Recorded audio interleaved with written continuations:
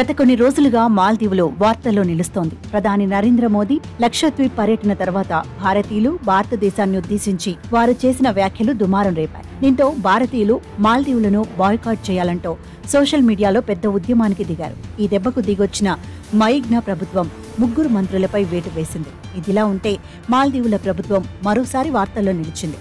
ఆ దేశం పార్లమెంటులో అధికార పార్టీ ఎంపీలు, ప్రతిపక్ష పార్టీ ఎంపీలు బాహాబాహీకి దిగారు. మాల్దీవుల అధ్యక్షుడు మహమ్మద్ మొయిగ్ను కేబినెట్లోని మంత్రులకు సంబంధించి పార్లమెంట్ ఆమోదం కోసం ఆదివారం ఏర్పాటు చేసిన పార్లమెంట్ ప్రత్యేక సమావేశంలో తీవ్రమైన ఘర్షణ చెలరేగింది. దీనికి సంబంధించిన ఓ వీడియో బయటకు వచ్చింది. ప్రస్తుతం మాల్దీవుల ప్రజాప్రతినిధుల ఘర్షణ వీడియో సోషల్ మీడియాలో వైరల్ గా మారింది.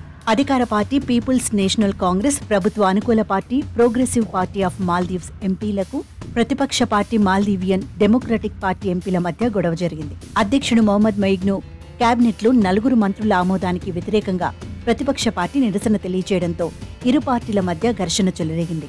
దీంతో పీఎన్సీ ఎంపీ షహీం, ఎండీపీ ఎంపీ ఈసా కాలు పట్టుకుని నేలపై పడి కొట్టుకున్నారు. దీంతో ఈసా షహీం మెడపై పిడిగుద్దులు గుద్దాడు.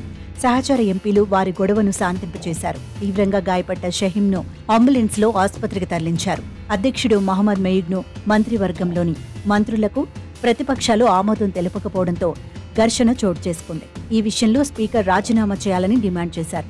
మరోవైపు కేబినెట్లో మంత్రులకు ఆమోదం తెలపకపోవడం ప్రజాసేవలకు విఘాతం కల్పించడమేనని ప్రతిపక్షాలపై అధికార పార్టీ పీపుల్స్ నేషనల్ పార్టీ మండిపడుతోంది. ఈ వీడియోలు చూసిన నెటిజన్లు తీవ్ర స్థాయిలో మండిపడుతున్నారు. చట్టాలు చేయాల్సిన ప్రజాప్రతినిధులు వీధి రౌడీల్లో కొట్టుకోవడం దారుణంగా ఉందని కామెంట్స్ చేస్తున్నారు.